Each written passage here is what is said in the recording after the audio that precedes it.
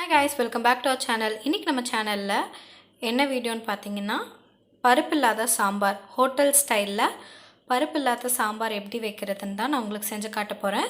அதுக்கு வேக வைக்கணுங்க ஃபர்ஸ்ட். அதுக்கு தேவையான இன்கிரிடியன்ட்ஸ் என்னன்னு பார்த்தீங்கன்னா 5 மீடியம் சைஸ் தக்காளியை நான் இந்த மாதிரி ரஃபா கட் பண்ணி வச்சிருக்கேன்.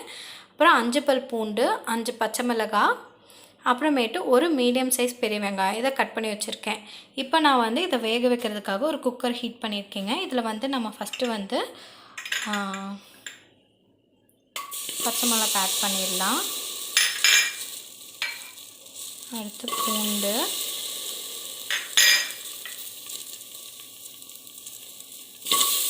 வெங்காயம்,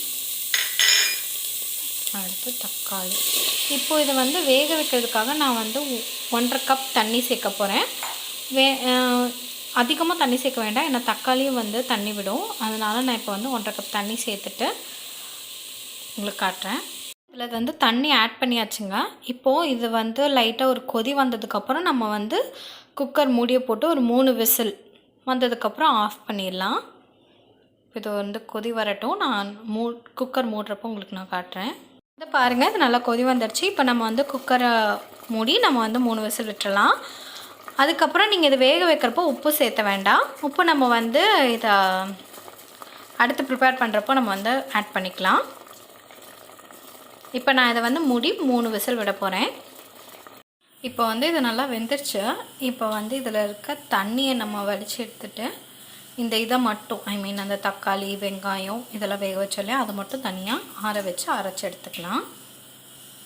இப்போ நான் இதை ஸ்ட்ரெயின் பண்ணி தனியாக எடுத்துட்டேன். ஆற வைக்கிறதுக்கு இந்த தண்ணி எடுத்து வச்சுருக்கேன். இப்போ இதை ஆறுனதுக்கப்புறம் அரைச்சிட்டு நான் என்ன பண்ணுன்றதை உங்களுக்கு காட்டுறேன்.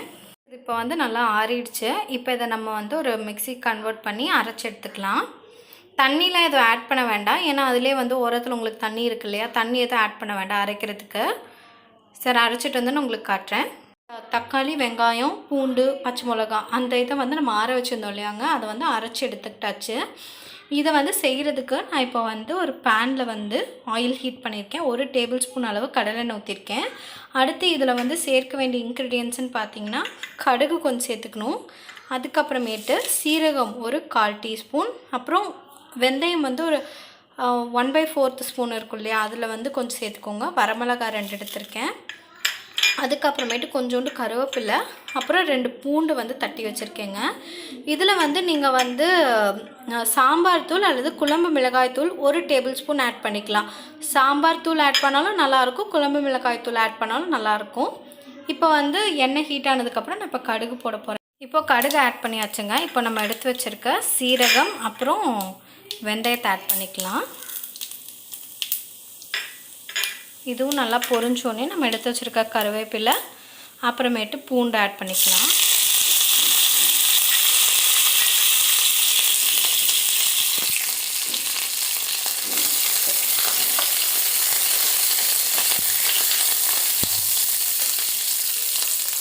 இதை நல்லா மிக்ஸ் பண்ணி விட்டுட்டு நம்ம எடுத்து வச்சுருக்க வரமிளகாயை கிள்ளி ஆட் பண்ணிக்கலாம். அதில்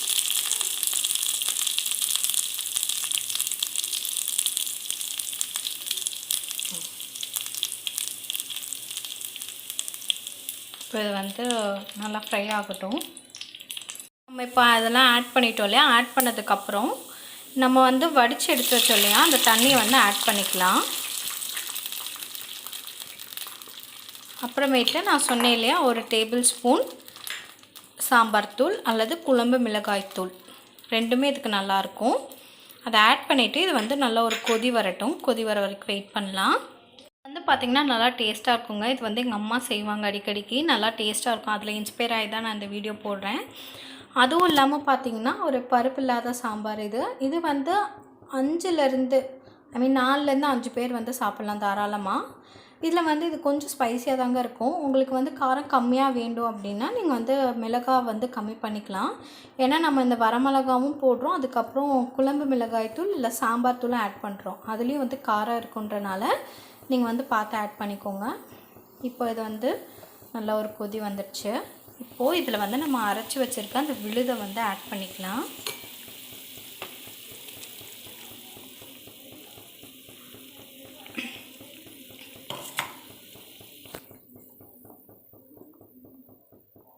இதை நல்லா இந்த தண்ணியோடு மிக்ஸ் பண்ணி விட்டுருங்க. இப்போ நம்ம வந்து இந்த டிஷ்ஷுக்கு தேவையான அளவு உப்பு வந்து ஆட் பண்ணிக்கலாம். இப்போது நான் இந்த டிஷ்ஷுக்கு தேவையான அளவு உப்பு வந்து ஆட் பண்ணிக்கிறேன். இப்போது அந்த ஜார் வந்து நீங்கள் அரைச்சிங்க இல்லையா, இதிலேருந்து கொஞ்சம் தண்ணி ஊற்றி மட்டும் கழுவி இதில் ஊற்றிக்கோங்க. லைட்டாக பெருங்காயத்தூள் ஆட் பண்ணிக்கோங்க. நான் வந்து பெருங்காயத்தூள் ஆட் பண்ணுறதுக்கு மறந்துட்டேன். நீங்கள் ஆட் பண்ணிக்கோங்க, நல்லாயிருக்கும். சாம்பார் ஃப்ளேவர் வந்து சூப்பராக இருக்கும். இப்போ அது வந்து நல்லா கொதிக்கட்டும். இதோட கன்சிஸ்டன்சி பாருங்கள், ரொம்பவும் வந்து தண்ணியாக இருக்காது, ரொம்பவும் வந்து கெட்டியாக இருக்காது, நல்லா மீடியம் அந்த கன்சிஸ்டன்சியில் இருக்கும். ஸோ இட்லி தோசைக்கு நம்ம வந்து தொட்டு சாப்பிட்றதுக்கு இது வந்து நல்ல காம்பினேஷன். இப்போ நான் வந்து சைட்லேயே வந்து இட்லி ஊற்றிக்க போகிறேன். இதை வந்து சுட சுட இட்லியோடு சர்வ் பண்ண போகிறேன். நல்லா கொதி வரட்டும். கொதி வந்ததுக்கப்புறம் ரெடி ஆனதுக்கப்புறம் எப்படி இருக்குன்றதை உங்களுக்கு நான் காட்டுறேன்.